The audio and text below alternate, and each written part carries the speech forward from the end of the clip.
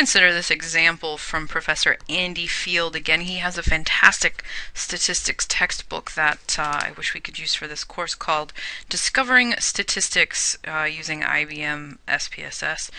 So if you're ever in a situation where you need a good textbook that takes you through not only what the different tests do, but also how to use them in SPSS, I'd recommend picking up a copy of this. If you go into graduate school, you are very likely to be encountered with this textbook. Now, he has some example data sets. I've linked this for you. This is a data set looking at album sales. So here we have sales. So that's going to be the amount of money a particular album, record, CD, whatever you want to call it, has made.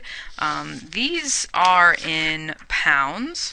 They're actually in thousands of pounds. So Dr. Field is from the UK, so we're just dealing with pounds here. So we have pounds. We have a couple of other variables here. So of course sales would be our dependent variable. We want to know how much money an album will make depending on a couple of different things. The first one here, adverts. This is our advertising budget in thousands of pounds. So how much money is spent on advertising for this album. We also have airplay. So this is the number of plays on the radio. So how many times are these songs from this album being played on the radio? We also have a third independent variable here, attract. This is some kind of rating of the attractiveness of the band. So are they a bunch of good-looking people or not so great? So we want to know the relationship between the amount of money spent on advertisements, how much airplay an album is getting, the attractiveness of the band on the amount of money the album makes. So we could do a couple of things here. We could run correlations and see if there are any relationships, and that would help guide our selection of independent variables, right? We don't have to just toss in all three IVs just because we have them. But I can tell you in this example, all three of these are going to be important predictors of sales. So why don't we just jump right in and do a multiple regression?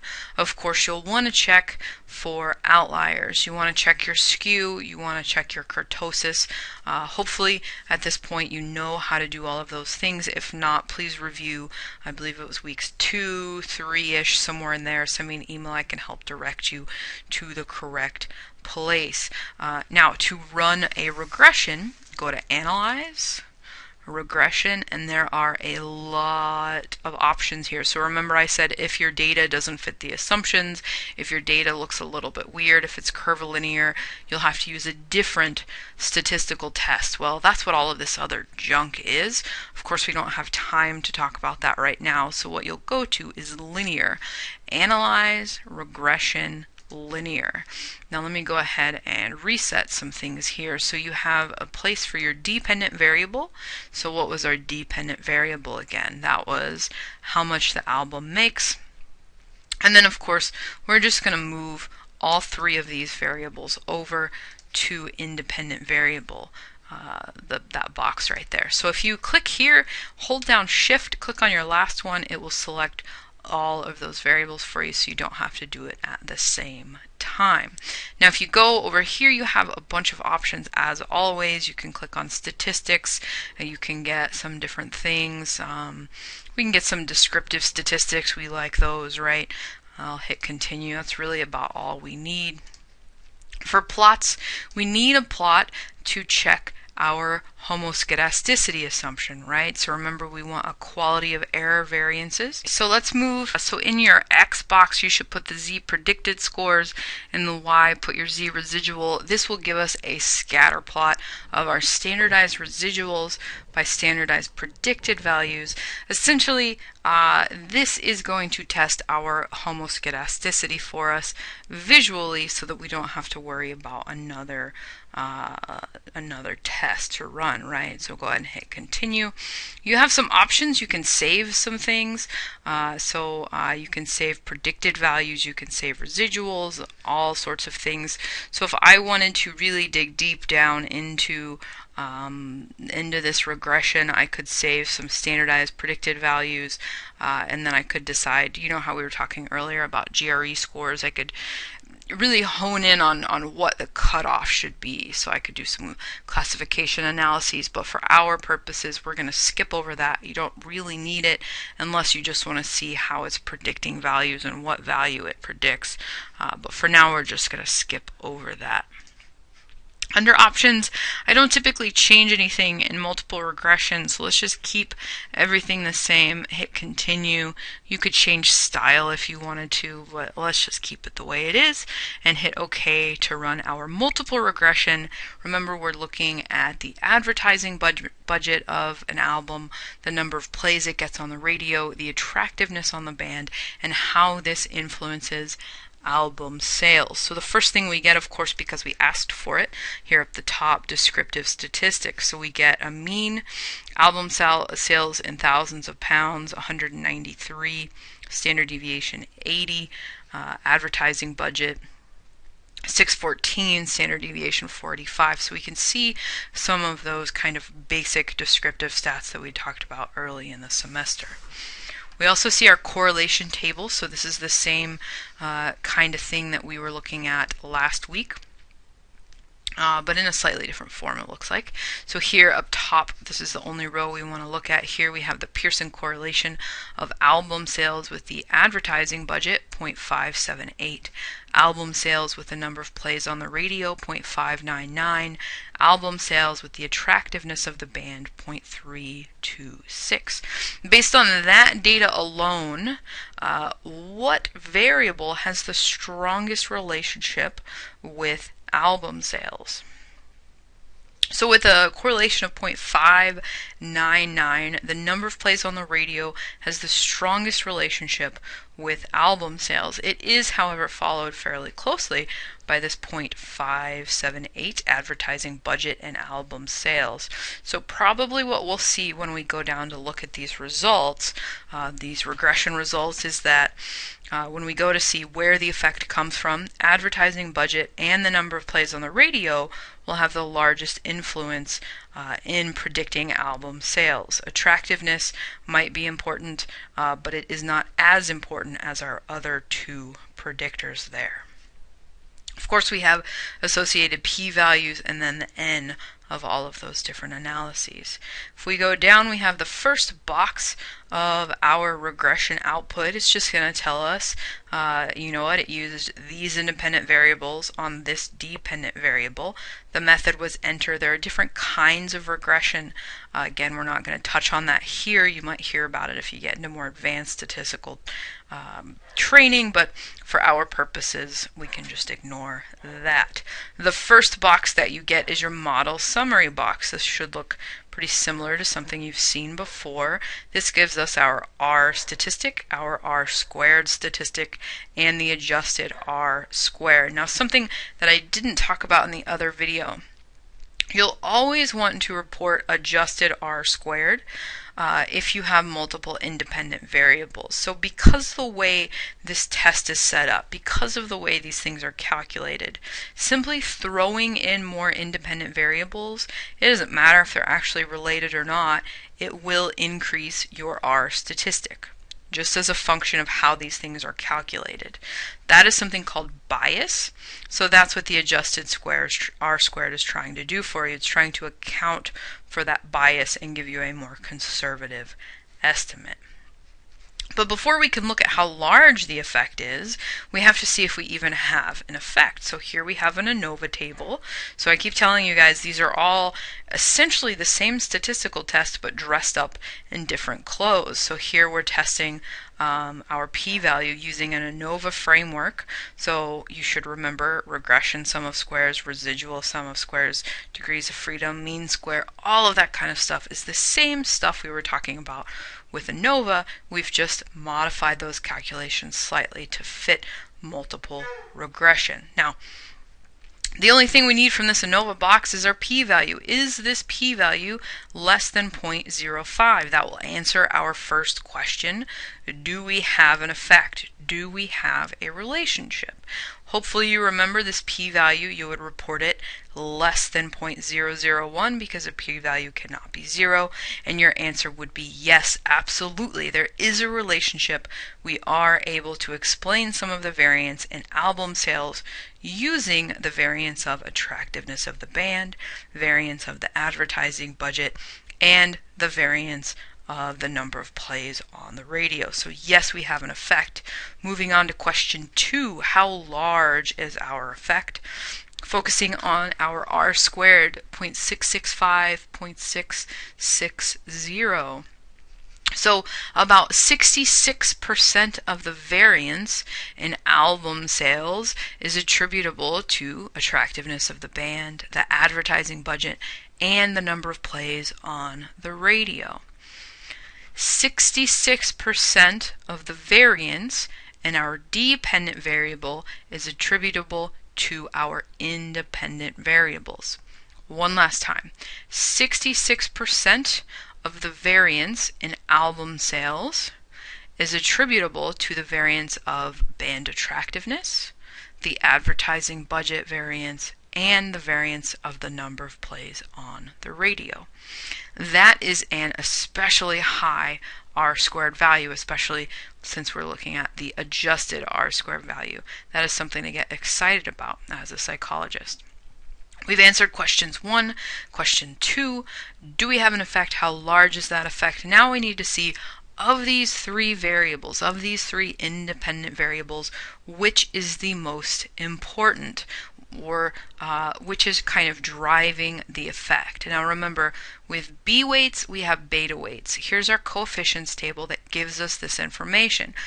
B weights are what you would plug in to your regression equation. So if I wanted the regression equation for this particular example, it would be y equals 0.085 times x1 plus 3.367 times x2 plus 11.086 times x3 plus our y-intercept, which is actually a negative value, so it would be minus 26.613. So that is where the regression equation comes from, our B weights. The B weight for constant is our y-intercept. Our B weight for x1 is here, x2, x3, so on and so forth if you had a larger model. Now what I'm most interested in, because I want to be able to compare across variables, right? So in this situation it looks like we have variables that are on the same kind of metric. They have the same kind of scaling. If they did not, and we used B weights to compare across variables, it would, sorry to use this trite saying, but it would be like comparing apples and oranges, right?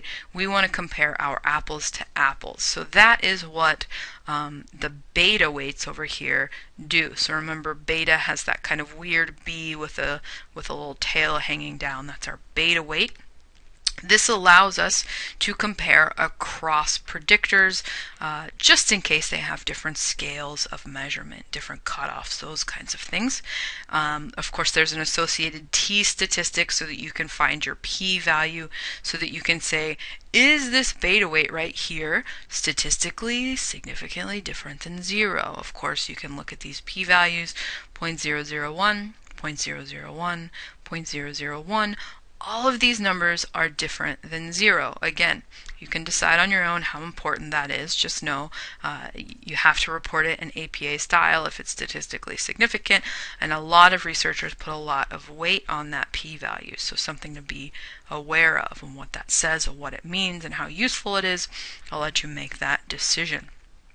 Now, if we wanted to say what is leading the regression equation, so remember, beta weights tell us what's getting the most credit in that regression equation.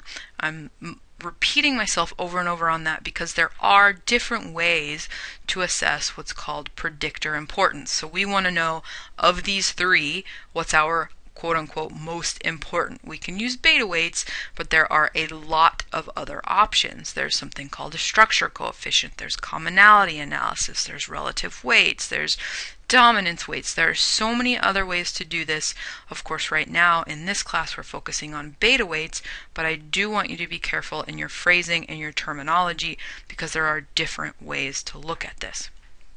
So according to beta weights, which of these three independent variables is contributing the most to the regression equation? So with 0.511 for advertising budget, number of plays on the radio, 0.512, attractiveness of the band, 0.192. So it looks like we have two leaders in prediction. They're very, very close, 0.512, 0.511. So advertising budget and the number of plays on the radio are contributing most to the regression equation that predicts album sales. Essentially, these are our two most important predictors according to that beta weight. Now again, attractiveness of the band, just like we predicted, it is important. It is contributing something above and beyond. It is not contributing as much as those other two variables. So if I were to write this up, I would introduce the problem, say maybe I'm a record executive. I need to know, how do I sell more albums? So I track how much we're spending, I track how much the radio is playing our stuff, I come up with a rating scale for how attractive my band members are. I follow that data over time, plug it all into a data set, and I analyze it, and I find, you know what, these three things are related. These three things can explain about 66% of the variance in album sales, so it's a very strong relationship. And I also know advertising budget and the number of plays on the radio are contributing the most to that regression equation. So essentially those are the two most important things for me to focus on. So if I have a really talented band that comes in, but they are not particularly pleasing to the eyes, that's okay. That's okay. That's an important component of it, but I can spend money on advertising, I can get them played on the radio, and they will sell albums for me. Doesn't matter how they look. It might impact it a little bit, it might hurt it a little bit, might help it a little bit, but not so much that it is going to, completely kill the record. Okay, what's next?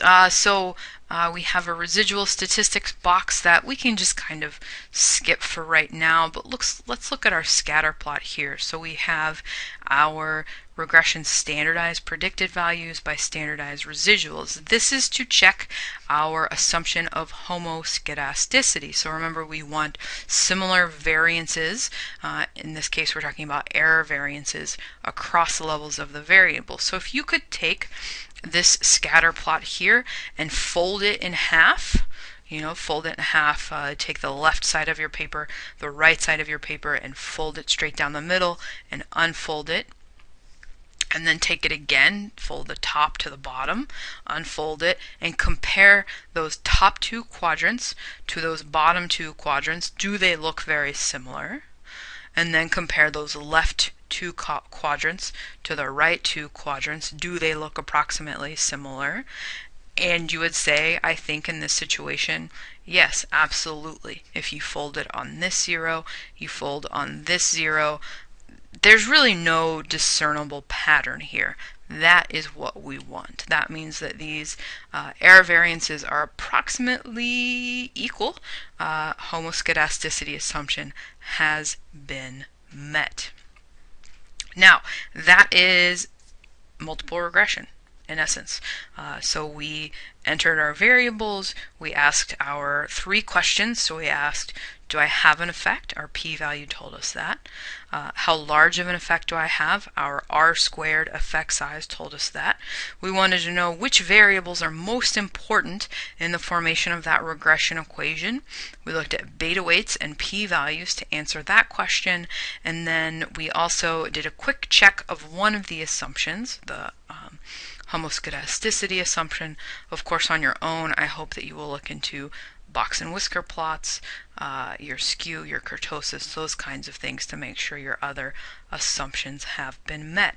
If you have any questions about multiple regression, please, please, please do contact me, contact our course assistant. We are here to help you. Other than that, that's all I have for you this week, and I wish you good luck on your final exam next week.